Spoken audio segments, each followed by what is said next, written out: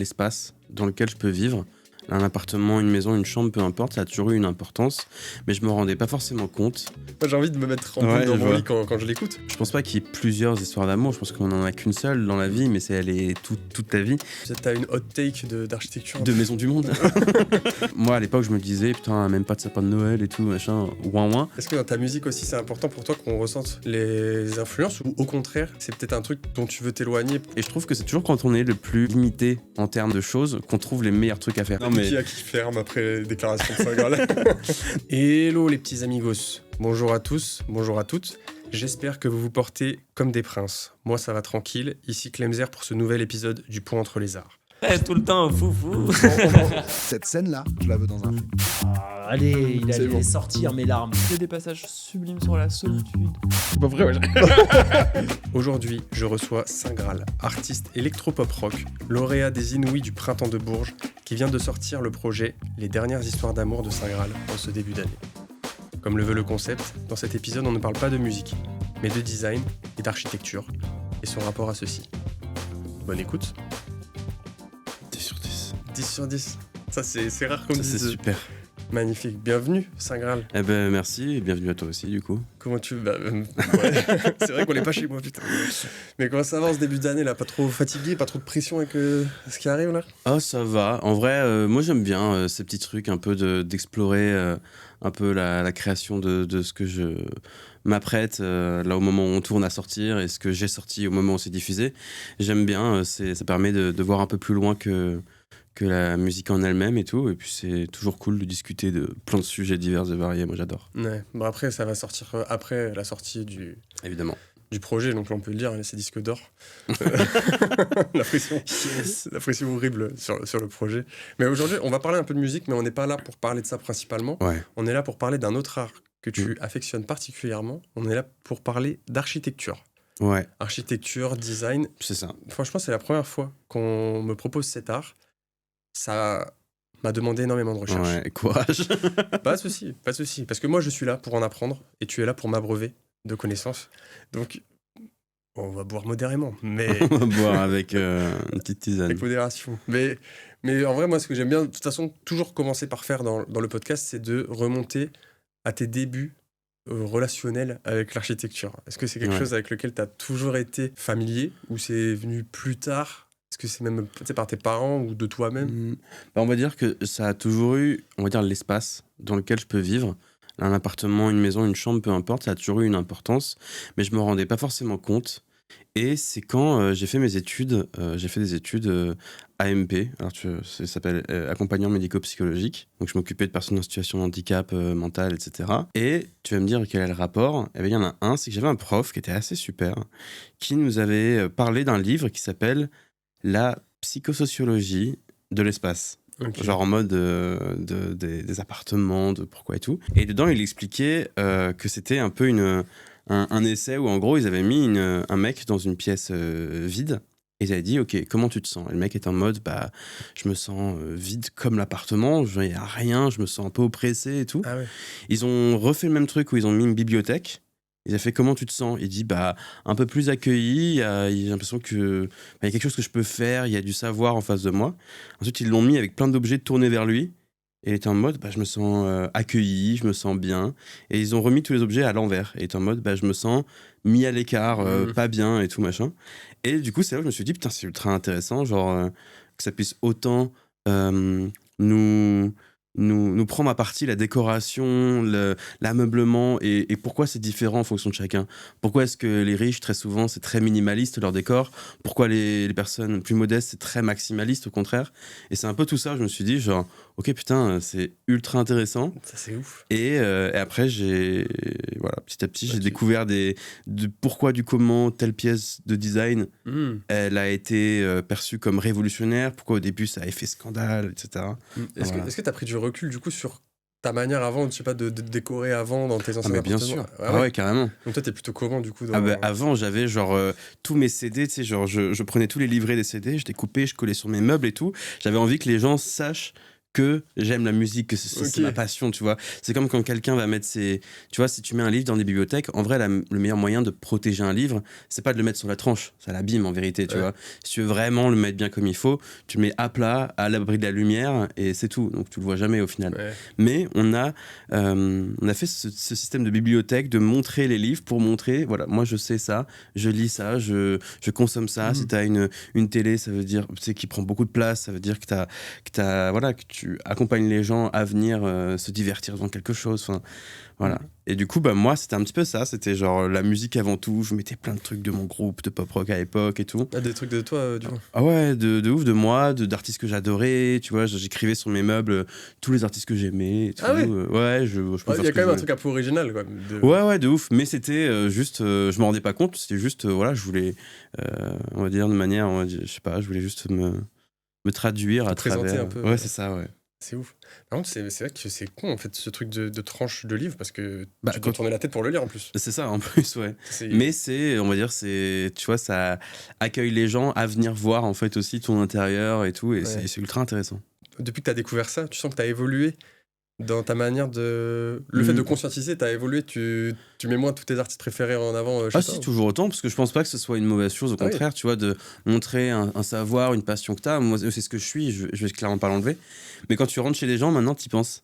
Et genre, et toi, t'y penseras, et peut-être que les gens qui regardent le podcast, ils y penseront. Tu m'invites chez toi? Ouais, ils arriveront chez les gens, puis ils feront genre, ah, ok, d'accord, et tout. Putain, c'est ta déco, et tu la penses autrement, c'est ça qui est trop cool.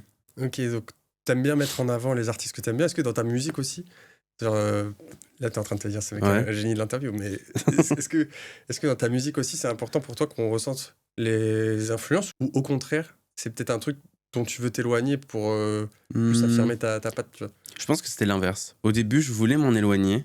Ouais. Parce que moi, ce que j'aimais, c'était tout ce qui était le pop rock années 90-2000, tu vois, Green Day, tout ça. Enfin, c'était tout ce que je kiffais, et c'est toujours tout ce que je kiffe en vérité. C'est avec quoi t'as grandi aussi. Ouais, de fou. Bah, j'avais clairement tous les albums de Green Day accrochés, partout découpés et tout. Je les pétais. Bon, bref. Découpé, pardon. Ouais, je découpais les livrets, tu sais, et je Ah les oui, collais ok, et tout, les- machin. Voilà. J'avais un CD rayé, je l'avais collé aussi, tu vois. Bon, voilà. Ouais. Quitte à- Oui, quitte à pas pouvoir l'écouter. Et en fait, je sais pas, il y a un truc où j'avais envie un moment de me rapprocher un petit peu de ce que j'aimais vraiment, d'essayer d'être moins dans la mouvance de ce qui se fait actuellement, tu vois. Et quand j'ai commencé au début, je faisais des trucs vachement plus psychédéliques, un peu très haut de zen, très, tu sais, Ouais. tu vois, toute cette vibe-là un petit Ouais. peu. Je voulais me rapprocher de quelque chose un peu plus intellectuel, tu vois. Ce qui paraît plus intellectualisé, mais ce qui en fait ne l'est pas forcément Oui. par rapport à d'autres styles, tu vois. Et à un moment, je me suis juste déconstruit, je me suis dit, en fait, vas-y, t'aimes la pop, t'aimes le rock Ouais. en mode mur de son à la Green Day et tout. J'ai fait assume à un moment donné. Enfin, c'est ça qui va me rendre heureux au final. Et du coup, je me suis dit, ok, bah, dans ce cas, je vais à fond dans ce que j'aime, dans ce que je suis, et voilà. Même ne serait-ce qu'entre donc là l'album qui sort le 16 janvier, c'est Ouais. Les dernières histoires d'amour de Saint Graal, C'est ça. qui est la suite des extraordinaires histoires d'amour de Mm. Saint Graal. Tu sens déjà entre les deux l'évolution Ouais. de ton style, enfin de ton rapport aux influences en tout cas. Mais carrément. Bah, en fait, c'est un peu le public qui m'a permis de m'assumer. Mm. En vérité. Parce qu'en fait, il y a eu le morceau Je t'emmènerai, qui est justement sur le premier EP. Et au début, quand je l'ai composé, il n'y avait pas encore tout ça. Il n'y avait pas encore toute cette idée des extraordinaires histoires d'amour et puis des dernières histoires d'amour. Il n'y avait rien de tout ça. Ouais. Et juste, je l'ai sorti sur les réseaux. Il y a eu un petit engouement. Et un jour, je l'ai fait en concert. Il y a quelqu'un qui a filmé. Il y a une vidéo un peu qui est devenue virale de ce concert-là. Et les gens étaient en mode, voilà, nous, on aime trop ça et tout. Je me suis dit, mais moi aussi, j'aime ça. C'est pile Ouais. ce que j'aime et tout. C'est pile le moment où j'ai pu m'assumer, moi, musicalement, tu vois, tout ce que je te disais avant. Et du coup, je me suis dit, bon, bah le public a raison, je crois, et tout. Donc, et à partir de là, la direction artistique des 2 EP s'est construite petit à petit. Et j'ai commencé à rechercher. Et du coup, le premier EP, c'était un peu une ébauche de tout ça. Et le deuxième, vraiment, je me suis dit, OK, là, il va falloir aller sur d'autres thématiques, essayer autre chose, essayer d'être un peu plus précis aussi dans ce que je veux dire, dans les paroles, dans la construction, parce que c'est un deuxième volet, c'est une suite en gros. Et vu qu'au début, je parlais justement de toute cette recherche d'amour et tout, bah là, je vais parler justement de qu'est-ce qui se passe quand il n'y en a plus, Oh quand oui, il y a une ça, t'inquiète rupture. pas, j'ai prévu d'en parler, mais Mm. du coup c'est marrant que en fait au final t'as invité les gens chez toi et c'est en les invitant que tu t'es Ouais. rendu compte de comment c'était décoré, quoi. C'est ça, ouais. C'est une métaphore. C'est un petit peu, c'est totalement ça. Que Ouais. j'ai beaucoup travaillé. Pas mal, j'adore. Là, on est très vite passé sur le rapport à ta musique, Ouais. et l'architecture et ta musique, mais dans ta découverte, toi, tu dis que tu composes beaucoup à l'instinct. Ouais. Et dans ta manière d'appréhender l'architecture, même si c'est. Enfin, de ce que tu vois, comment t'en parles, il y a cet essai que tu as l'air d'avoir bien intégré. Ouais. Mais est-ce que tu as aussi une dimension instinctive Totalement. dans ton appréhension de Moi, l'architecture? moi, ce que j'aime dans l'architecture, c'est pas ce qui va être intellectuel, en fait. Justement, pareil, tu vois. J'aime ce qui est brut, ce qui est confortable. Tu vois, j'adore les petites maisons anglaises paumées dans la campagne, ou les petites maisons bretonnes, ou j'adore. Enfin, tu sais, c'est une architecture beaucoup plus caractéristique de la population. Et pas un truc forcément intellectualisé, mais j'adore ça. Et j'adore quand il y a la rencontre de ces deux mondes-là, quand il y a la rencontre de la chose intellectualisée à quelque chose d'assez populaire, en fait. Ouais. Et t'as des exemples de fous, t'as des trucs qui sont ultra... Enfin, je trouve incroyables, en tout cas, dans la pensée globale et tout. Mais ça a dû ça a dû trop changer ton rapport de quand tu te balades dans les rues. Ouais, des fois je vois des bâtiments et tu vois, par exemple, Paris, c'est comme tout ce qu'on parle de Haussmann et tout, de toutes ces rues. T'as le boulevard Haussmann qui est très connu à Paris, où là, bon, pour le coup, t'as vraiment les maisons haussmanniennes très connues, même à l'intérieur, c'est très beau et tout. Mais toutes les autres rues à Paris, c'est que de la façade. C'est que tu regardes, t'as vraiment. Tu sais, des fois, t'as des immeubles un peu coupés, on dirait, tu sais. Ouais. Et tu regardes, tu vois juste des vieilles briques assez récentes et une espèce de devanture, on dirait juste que ça a été posé dessus et tout, et c'est totalement le cas. En fait, c'est juste ça coûte tellement cher. Ouais. Du coup, à un moment, la ville a fait, il faudrait que tout ressemble à ça, mais on va pas construire des baraques comme ça, on va juste faire un boulevard comme ça, et le reste, on va... Après, il y a des petites exceptions, des fois, tu as des maisons haussmanniennes qui sont vraies dans certains quartiers et tout, tu te dis, oh waouh, là, c'est quelqu'un qui avait de la thune, qui a dû dire, moi aussi. Et J'ai encore un peu d'argent de ce mois-ci. Là. je vais me faire juste une façade, peut-être demain je suis à les fenêtres, c'est un peu ça, tu vois.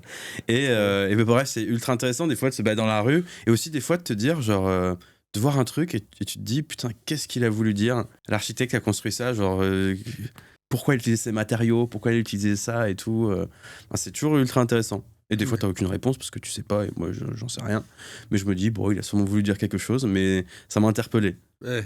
Du coup, tu parles on parle de se balader dans la rue et ton rapport commence à changer, mais par rapport à ton deuxième projet là qui sort, c'est beaucoup sur tu disais la fin de l'histoire d'amour, Ouais. quand il n'y en a plus.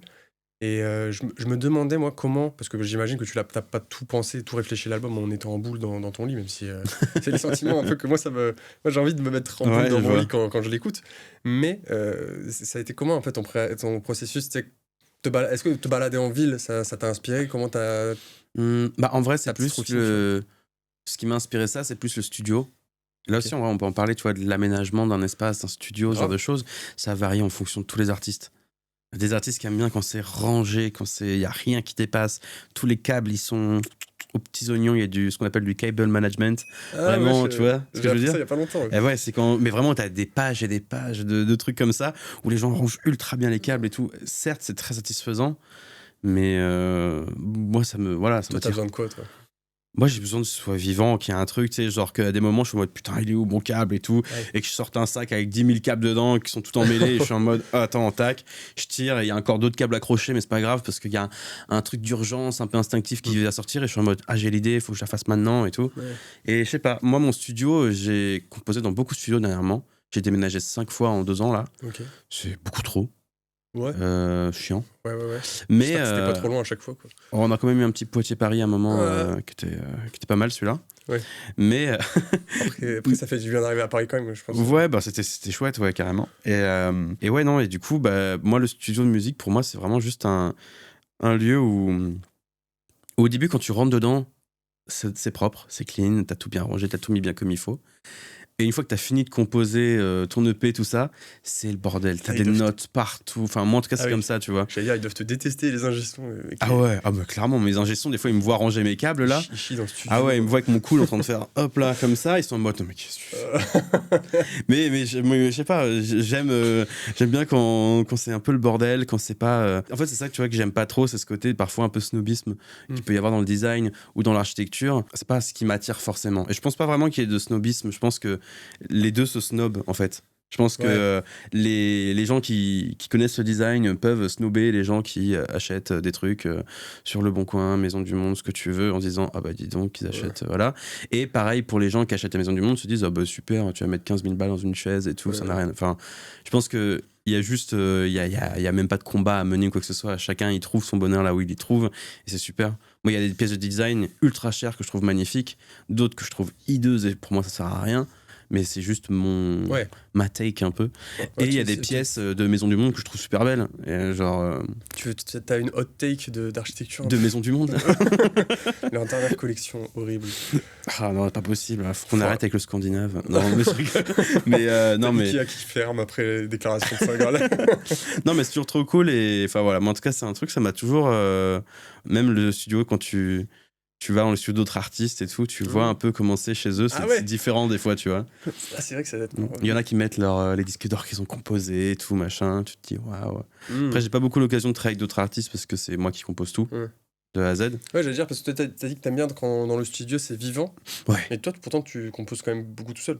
Ouais, mais je suis vivant tout seul. Ouais, ok. C'est le bureau qui est en bordel et tout. C'est genre, tu sais, genre moi j'ai mon canapé lit qui est derrière. Je reçois mes potes en même temps. En fait, tu vois, je m'y connais pas trop en marque de guitare, de synthé, de trucs comme ça. Mais j'aime bien quand les trucs ils sont beaux. Okay. C'est un peu nul parce que tu te dis, mais tu cherches pas le son et tout, mais c'est pas vraiment ça que je cherche. Tu gardes ton âme d'enfant. Voilà, ouais. Moi je vois un synthé, je suis en mode, mais qu'est-ce qu'il est beau et tout. 50 €, c'est vraiment pas cher. Et les gens ils disent, mais c'est de la merde ce synthé. Je me dis, mais moi je l'aime bien. Et je sais pas, en fait, comme ma musique elle est très internet, entre guillemets, je compose tout sur mon ordinateur, même mes guitares, je les fais passer via une carte son et tout, et j'ai tout appris de manière très instinctive.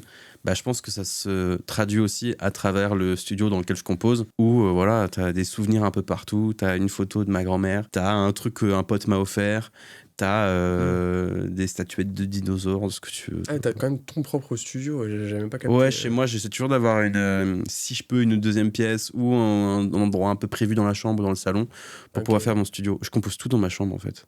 Ok. J'aime ce côté DIY. Je pense qu'un jour, je sortirai de là. Mais en tout cas, j'ai commencé dans ma chambre à montrer ça, tu vois, sur les réseaux sociaux. Et je monte le bordel. C'est ce qui crée aussi la proximité. C'est ça. Et puis, il n'y a pas tant de mensonges, du coup. Il n'y en a même aucun parce que c'est...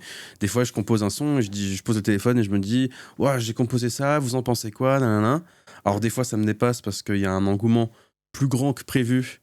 Et du coup, je me dis, putain, il va falloir que je sorte le morceau vite là, mais il n'est pas du tout terminé. Ah ouais, ça te met la pression quand même. Ouais, il y en a eu des fois. Bah, là, il y en a eu un il n'y a pas longtemps. Il y a eu Techno Boom Boom, un son que j'ai sorti là. Il marche bien. Bah, justement, tu verras la première vidéo, c'est vraiment moi dans ma chambre, où c'est juste du chewing-gum en plus, c'est du yaourt, il n'y a même pas de paroles. Juste en mode juste comme ça. Et je suis en mode avec les gens, j'ai composé ça, vous en pensez quoi? Et la vidéo a trop bien marché et les gens ils m'ont harcelé tout l'été. Et j'étais en mode merde, j'ai rien prévu et tout. Et du coup, j'ai juste me suis dit, tu sais quoi, je l'ai fini, j'ai appelé une amie à moi qui m'a aidé et tout, Théa, et on a composé le son ensemble. Et après, je l'ai joué en festival et les gens ont eu l'air de kiffer. Et du coup, je l'ai sorti. Mais ça a pris du temps, quoi. Ouais, mais c'est marrant, c'est beau en fait que ce soit ça parte de toi en pyjama qui partage un truc à quelqu'un qui est probablement en pyjama chez lui à regarder son ouais, bah c'est qu'en même temps je sais pas, je me dis que c'est ça en échange. Mais ouais, mais je me dis en plus je sais pas, il y a un truc un peu honnête et que je trouve un peu beau en même temps, c'est ce côté DIY où genre moi je viens pas d'un milieu où justement j'ai grandi dans des baraques excessives où on m'a initié au design, tu vois, le design chez mes darons là où j'ai grandi c'est très instinctif, tu vois, ma mère elle peint, il y a ses peintures accrochées, tu vois, mon père il adore lire, trucs comme ça, bon bah il y a une bibliothèque avec des livres. Ouais, t'avais quand même une sensibilité qui t'a été apportée. Ouais, c'est ça. Et en même temps, t'avais du linge qui séchait partout dans la baraque. Ma mère, ça l'a saoulée. Je me suis dit, ah ouais, ça la saoule en fait. Et maintenant, quand tu y repenses, tu te dis, mais attends, psychologiquement, ça veut dire quoi? Tout ça te saoule en fait, que les gens voient que t'as pas la place de mettre ton linge à sécher. Enfin, tu sais, genre, il y a plein de trucs et c'est trop cool. Voilà. Ouais, mais c'est ça, justement, je voulais te demander, c'est avec le recul que t'as eu en te renseignant sur l'architecture, qu'est-ce que ça dit de mes darons? Bah, c'est... Désolé, c'est passé d'une séance psy sans faire exprès. Ah non, mais t'inquiète, il n'y a pas de souci. Mais qu'est-ce en fait, que ça dit de tes parents? Bah, la relation avec mon père a toujours été très... non, mais en vérité, je sais pas, je pense que mes parents, ils n'avaient pas beaucoup de thunes en vérité. Ça a toujours été un peu galère. Et du coup, la décoration, elle était faite avec plein de moyens du bord, tu vois. Même le sapin de Noël, on prenait le yucca. Si tu vois ce que je veux dire, un yucca, c'est une grande plante et tout. Mon père était jardinier avant, donc on avait un grand yucca et on le rentrait tous les hivers et tout. C'était ultra lourd le bordel. Et c'est ça qu'on décorait, tu vois, un sapin de Noël. Et genre, avec le recul, moi à l'époque, je me disais, putain, même pas de sapin de Noël et tout, machin, ouin. Vraiment un petit con. Non, mais c'est normal. Et maintenant, avec le recul, je me dis, genre, putain, mais trop cool parce que tu vois, il y avait cette volonté de créer quelque chose avec le peu qu'on a. Et je trouve que c'est toujours quand on est le plus limité en termes d'affaires, de choses, qu'on trouve les meilleurs trucs à faire. En fait, je m'explique, mais c'est comme quand tu fais un clip et que tu as peu de budget, tu vois.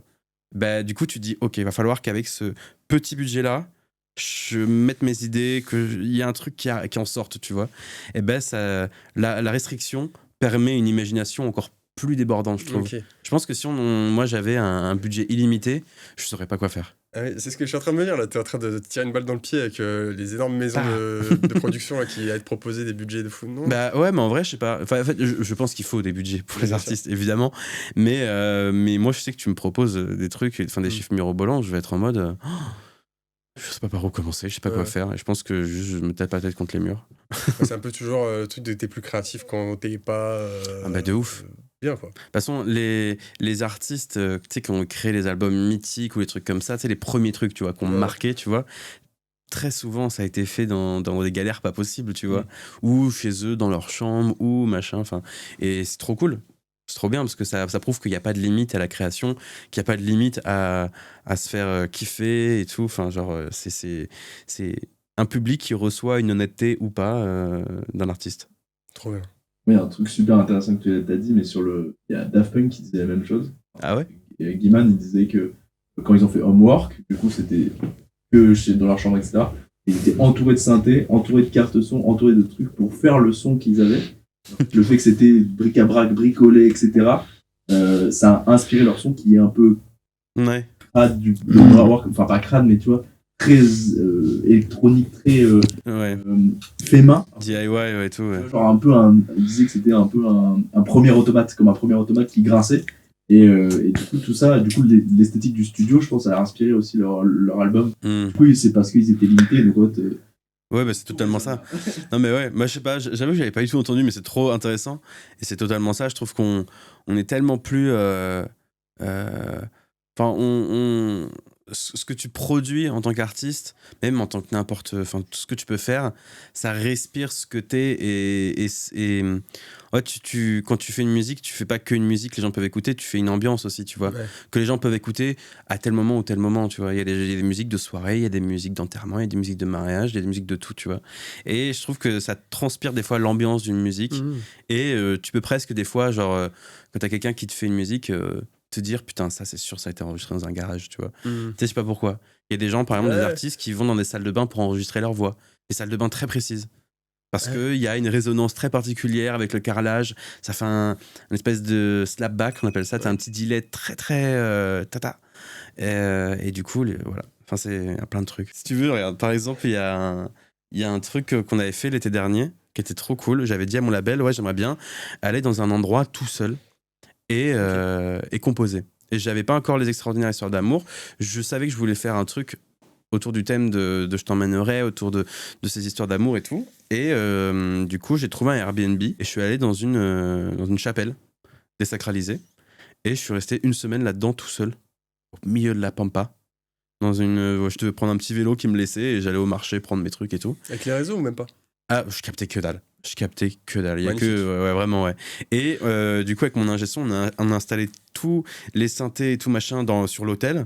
Et genre tu sais, c'était impressionnant, tu vois. Ouais. Et t'avais une espèce d'étage en haut avec plein de statues de trucs de genre, je suis zéro chrétien hein, mais juste de Dieu, de Jésus, ce que tu veux. Il y avait un petit lit et tout et je dormais dedans. Ouais. Et du coup j'étais en mode ok, et j'ai composé plein de trucs et étrangement il y a pas vraiment de morceaux qui sont sortis de ça.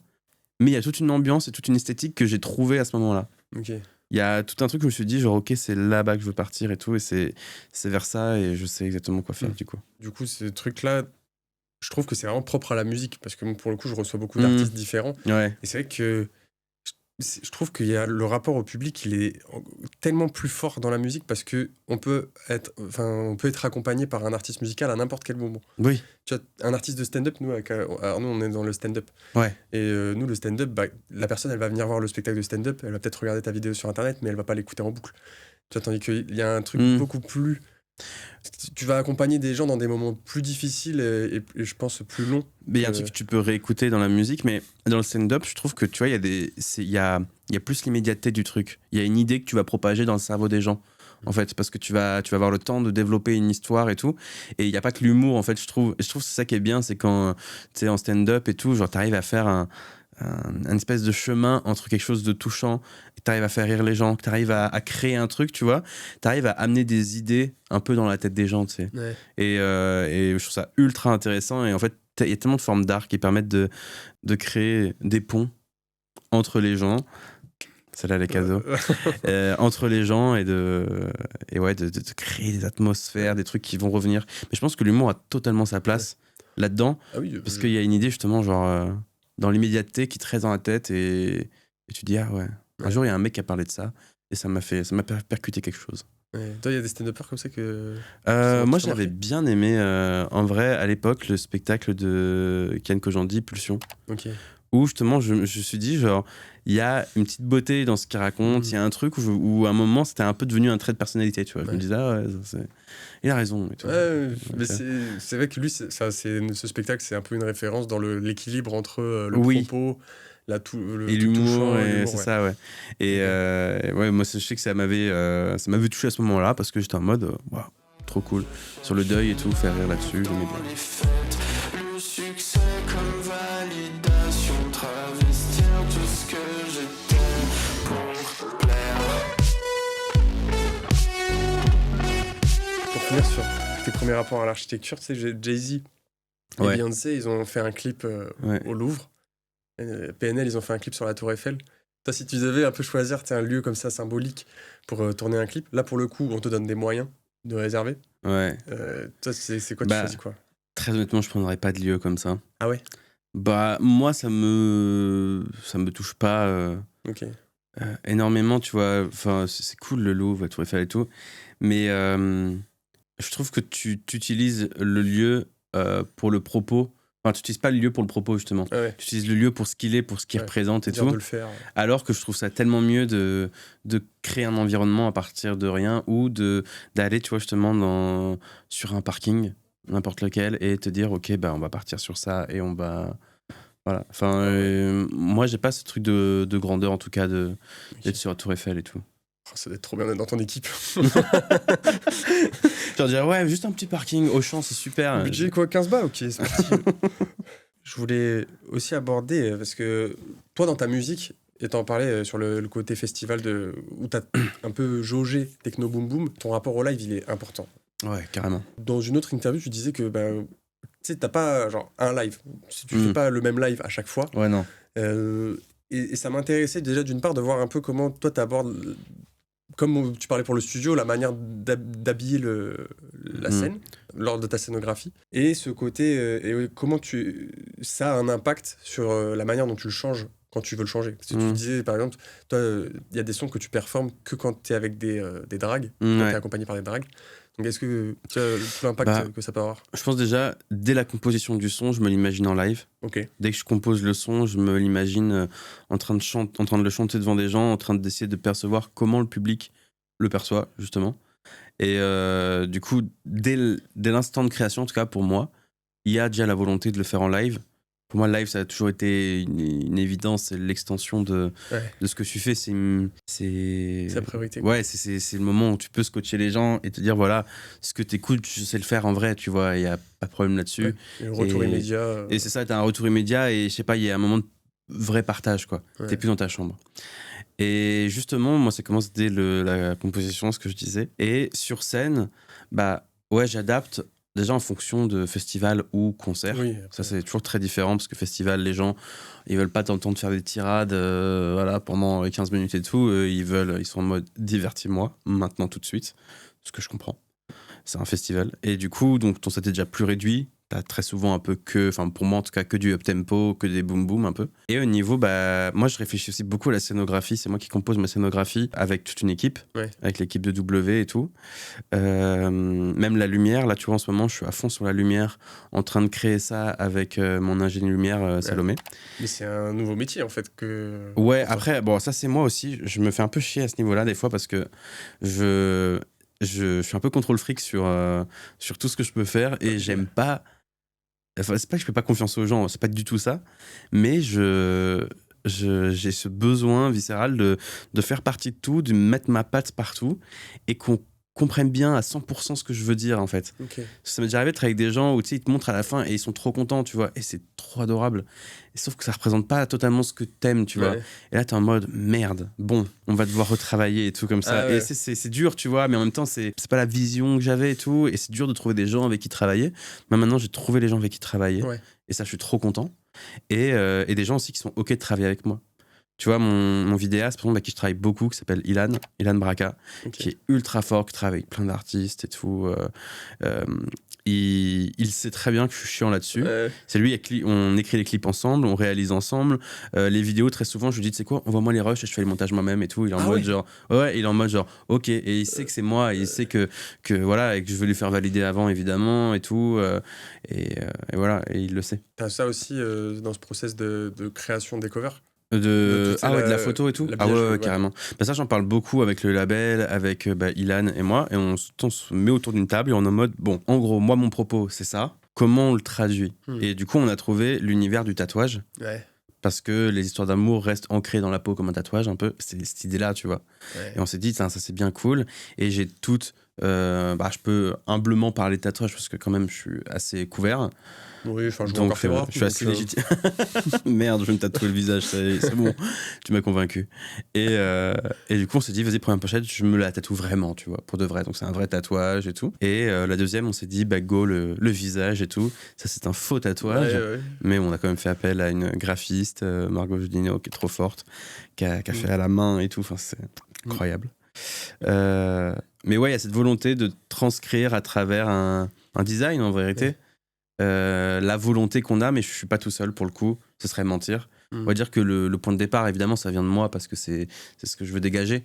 Mais on va dire que j'ai plein de cerveaux avec moi qui sont en mode, ok, comment faire au mieux pour que ce soit réalisable d'une, et que ce soit entendable pour tous les gens.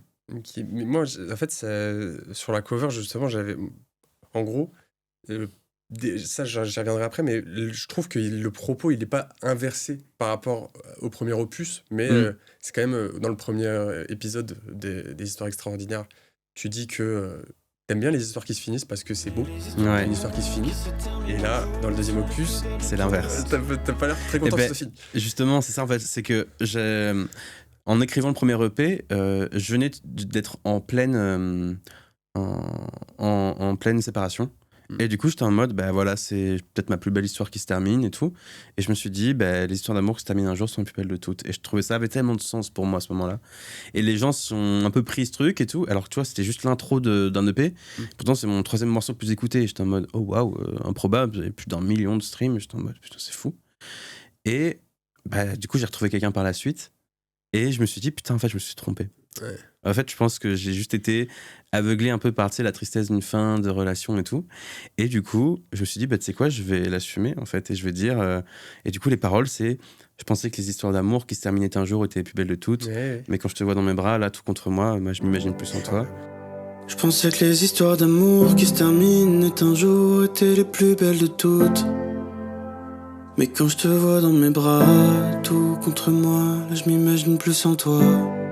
C'est quand même incroyable cette chanson. Ouais, et de dire justement aux gens, en fait, je me suis trompé. Et justement, à la fin, je dis, et je cherchais des saveurs que seulement je ne pouvais n'avoir qu'avec des adieux. J'avais comme un goût amer en avance sur le temps, mais j'étais jamais dans le présent. C'est un peu ça que je voulais dire, tu vois. Et du coup, je trouvais ça chouette de revenir sur mes propos en disant, ouais, je me suis trompé. Mais c'est aussi ça, toute la recherche de l'amour, entre guillemets, de tout ça.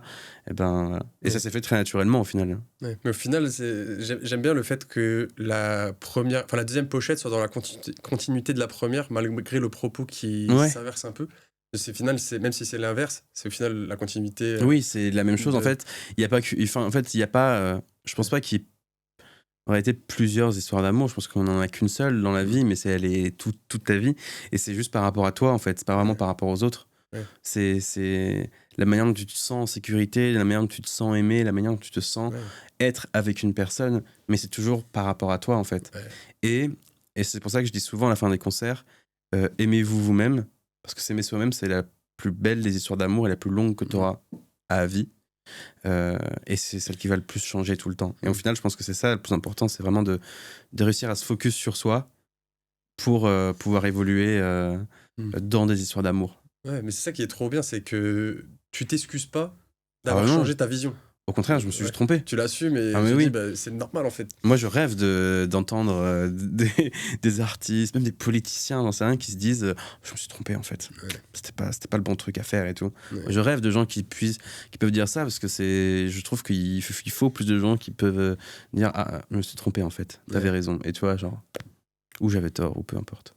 Et toi, je trouve que t'avais raison de dire que tu t'es trompé. Yes.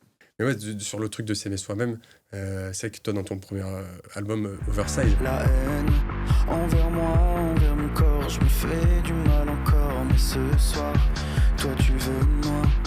Comment veux-tu que je te croie si moi-même j'y crois pas? C'était totalement ce propos-là, en fait. Eh ben, Oversize, c'était totalement ça, et c'était aussi sur le fait qu'en gros, je parlais du fait que... évidemment, je suis très dans l'acceptation du corps, de tout type de corps que ce soit, et surtout des autres. Je ne vais même pas donner d'avis ni accepter quoi que ce soit. Mais par rapport à moi, ce serait mentir que de dire que je m'accepte tout le temps. Et en fait, je ne pouvais pas être dans quelque chose de faux en disant genre je m'aime tel que je suis, c'est tellement facile, regardez et tout. Et ben, je suis en mode non, justement. Et dedans, il y a des paroles, c'est dont j'ai parlé avec ma psychologue. Il y a des trucs où genre d'ailleurs les bureaux des psychologues et des médecins c'est super intéressant dans la psychologie du design et de la décoration. C'est vrai qu'on parlait de ça à la base dans l'épisode. Je t'en parlerai après, mais il y avait un chapitre là-dessus, c'est ultra intéressant. Mais en tout cas non, et on en parlait justement et elle me disait mais en fait vous n'arrivez pas à vous aimer vous-même parce que vous vous regardez qu'à travers les yeux des autres.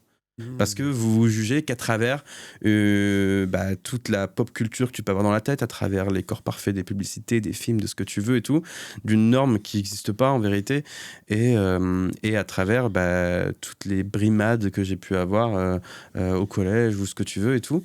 Et je trouvais ça chouette de le mettre en chanson et de dire en fait, moi j'y arrive pas quand c'est par rapport à moi-même. Voilà.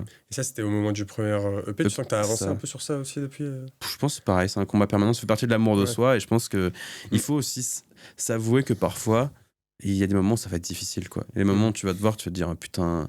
Et tu vas commencer à penser à des trucs un peu cons, à te dire oh là, faut que je fasse un régime, il faut que je fasse machin, il faut que nanana.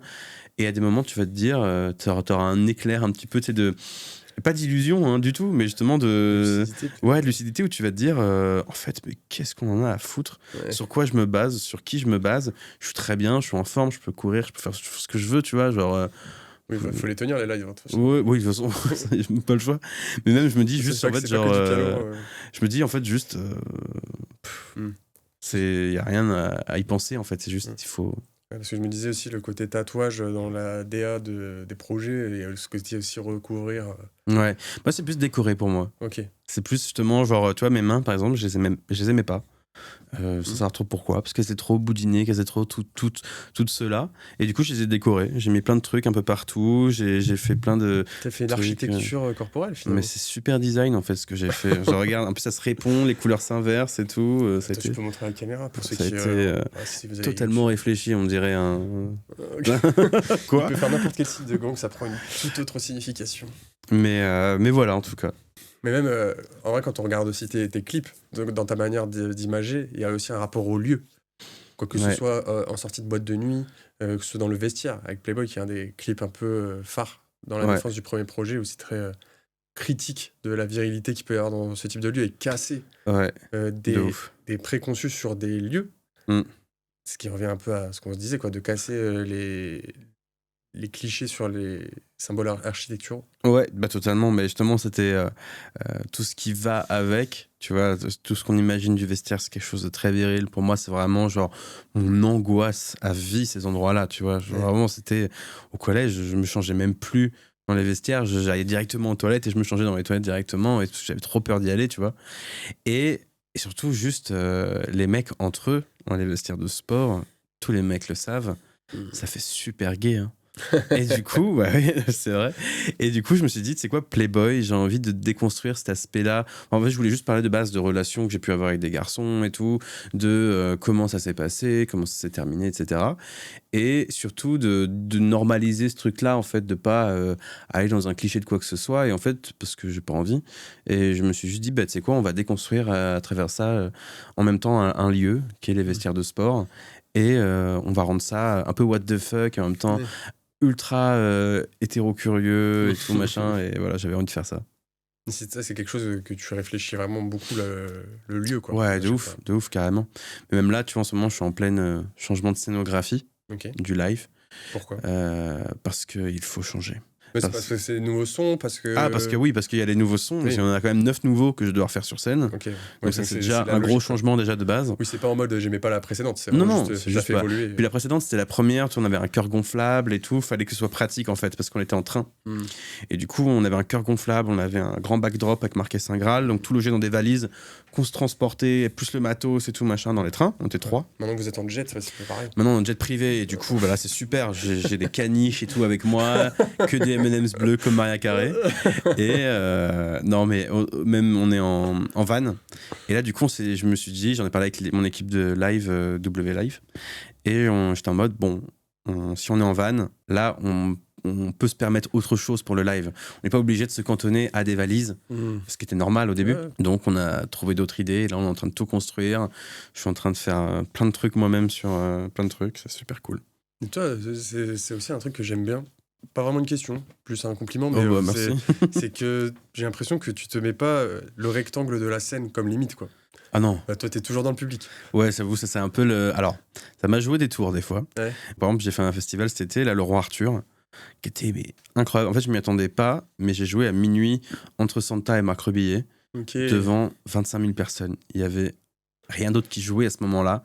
Donc, les gens, ils avaient que moi, quoi. Et à un moment, je me dis, tu sais quoi, vas-y, je m'en fous, je vais dans la fosse, tu vois. Oui, Charlie. Voilà, et j'y vais. Et sauf que j'ai pas réfléchi du tout une seconde. Je me suis dit, mais c'est comme un concert. Sauf que là, il y avait 25 000 personnes. Oh ouais. Et moi, je trace, je commence à aller au milieu et tout, en train de faire je t'emmènerai faire et tout. Et à un moment, je me dis, putain, je peux plus bouger. Et j'étais vraiment comme ça. Et les gens, ils me collaient. La sécurité m'avait dit, en plus, avant, genre, si jamais tu vas dans le public, tu nous dis, on t'accompagne. J'ai complètement oublié ce détail-là. Moi, j'étais dans mon truc. Je suis allé à la barrière, j'ai fait hop là, comme ça et tout. Et j'ai fait wow, tout le monde et tout, voilà. Et voilà, ça c'était la petite anecdote un peu rigolote. Mais bon, je suis quand même, j'ai réussi à remonter. Et à la fin du concert, j'ai failli m'évanouir, pour de vrai. Ouais, bah, tu m'étonnes. Mais c'était assez marrant. Mais ouais, non, pour moi, il n'y a pas de barrière. Parce qu'en fait, je viens du milieu aussi un petit peu. J'ai fait beaucoup de teuf, un peu techno et tout. Et j'adore ça, tu vois. Quand il y a un mélange, limite la scène n'existe plus, tu vois. Ça, j'adore. Et il y a eu un moment où je me suis dit, vas-y, go, tu vas dans le public.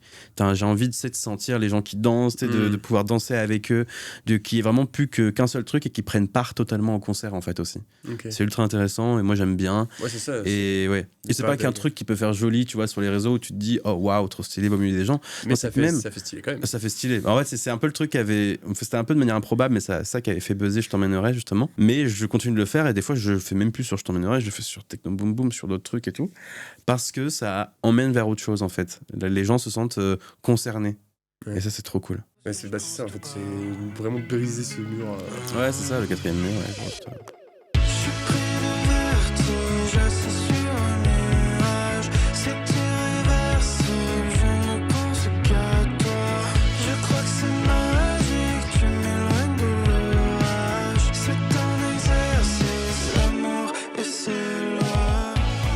voir un peu, c'est le point entre les arts.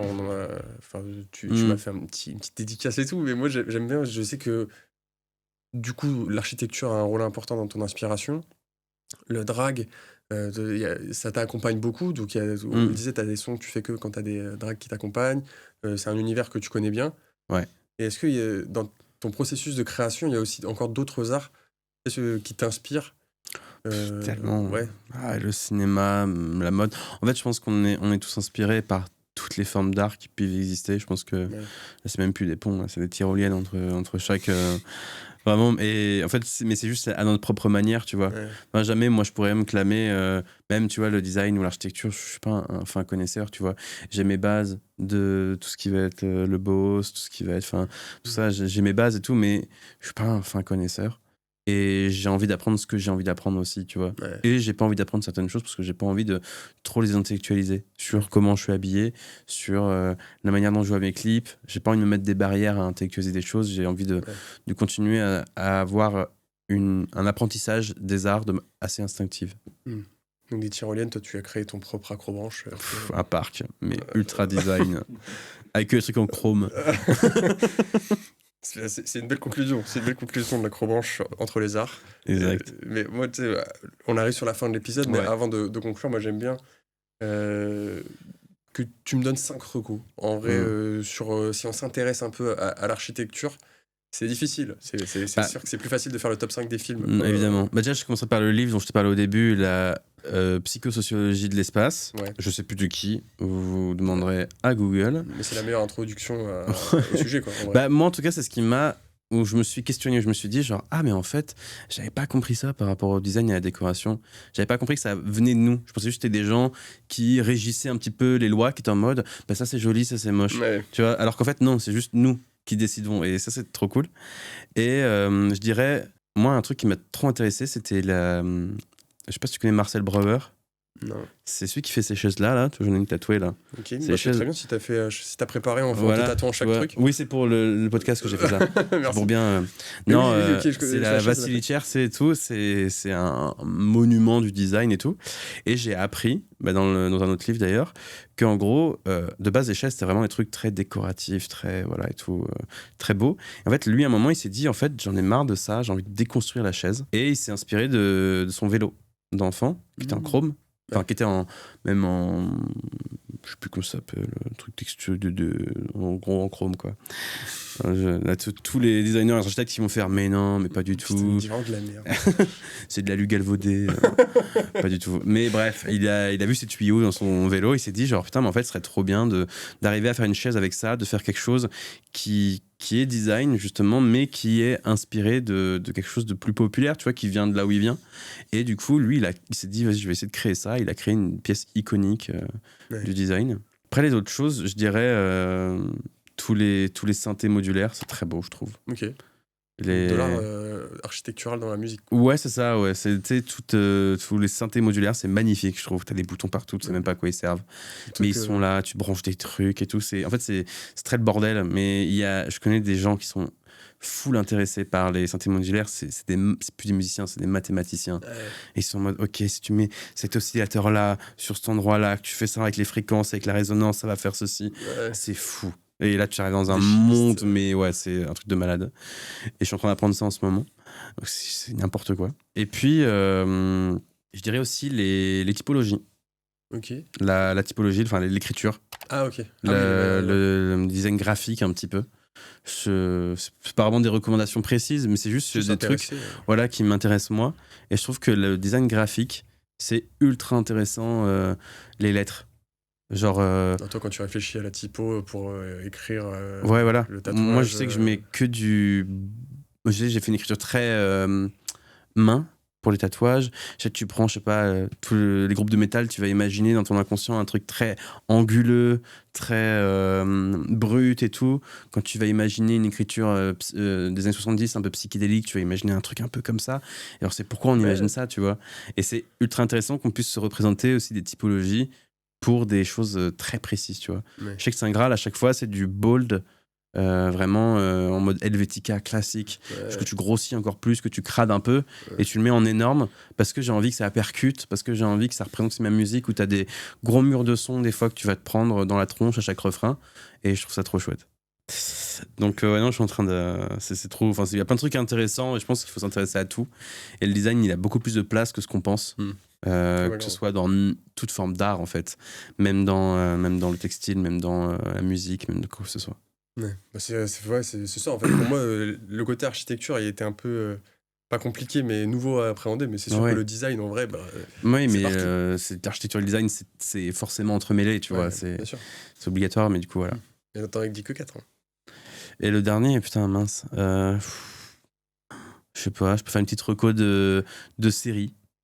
De série. Ouais, qui, je trouve, est trop forte en termes de design. Je pense que vous l'avez vu, peut-être. C'est. Merde. Sévrance, merci. Ça a été chaud. Ouais, Sévrance qui est incroyable en termes de set design, qui ont des références d'objets obscurs, mais qui ont des histoires de fou. C'est très brutaliste, et en même temps, c'est très brutaliste, mais dans l'office core un peu. Je sais pas si tu vois ce que je veux dire, dans un Oui. truc très. Ouais, le corpo, ouais. C'est ça, très corpo et tout. Mais ils vont. Le choix des couleurs, le choix des angles est incroyable à chaque fois. Ok, mais ça rentre totalement dans ce que je voulais. Ah bah, super. C'est une très belle manière de finir ce top 5. Ouais. Merci beaucoup. Bah, merci à toi. Ou Léo, si je peux maintenant t'appeler comme ça. Tu peux m'appeler Léo, enchanté. Avec plaisir. On arrive sur la fin de l'épisode. Avant, évidemment, j'aimerais bien conclure un peu sur l'actu. Donc forcément, depuis le 16 janvier, les dernières histoires d'amour de Saint Graal sont disponibles sur toutes les plateformes. Ouais. Spotify, Deezer, Apple Music, Napster encore, je sais pas. Oui, etc. Toutes les plateformes. etc. Les retours sont excellents. On ne sait pas, Oh, c'est mais moi gentil. j'imagine en tout cas. Est-ce que tu as un peu des dates de prévues là ça tourne un peu? Eh ben ouais, Avec le van. avec le van, ouais. Bah à partir déjà, on a le Trianon en février, qui est déjà complet. Sorry, guys. Mais on a ouvert l'Olympia pour mars prochain. Donc ça va être incroyable. Ah oui, c'est vrai, j'ai vu ça là. Donc ça va l'affiche être, est incroyable. Ouais, avec le feu Avec et le tout là. et tout. Oh, ça c'est bien drôle à faire ça. Et parlant du design du feu, c'est dingue. Non, je rigole. Mais Il veut pas prendre et son après, on taxi. va partir en tournée en mars-avril et on a une 20aine de dates et puis voilà. Trop bien. Après, il y a les festivals et ça, on verra. Et bien on mettra toutes les dates, nous, Merci. dans la description. Voilà, exactement. Et de toute façon, le plus simple pour suivre toute l'actualité, c'est de suivre Saint Graal sur ses réseaux sociaux. Tu peux lever Ouais. ton doigt, là je vais le mettre juste au niveau de ton doigt. Hop là, regardez. Saint Graal. Attention, il est là. Le Saint Graal sur les Il réseaux. est là. Oh là là, putain, Non. c'est moi qui monte. Hein. Léo. Et donc, voilà. Donc, n'hésitez pas à suivre le.saint.graal Ah bah sur super. tous les réseaux sociaux. Merci beaucoup. Et voilà, moi, quant à nous, les petits amigos, on se retrouve bientôt pour un nouvel épisode avec un nouvel invité. En attendant, prenez soin de vous. Et moi, j'ai un petit rituel à la fin du podcast. Je vais dire 3, 2, 1. Tu regardes face caméra. Bisous.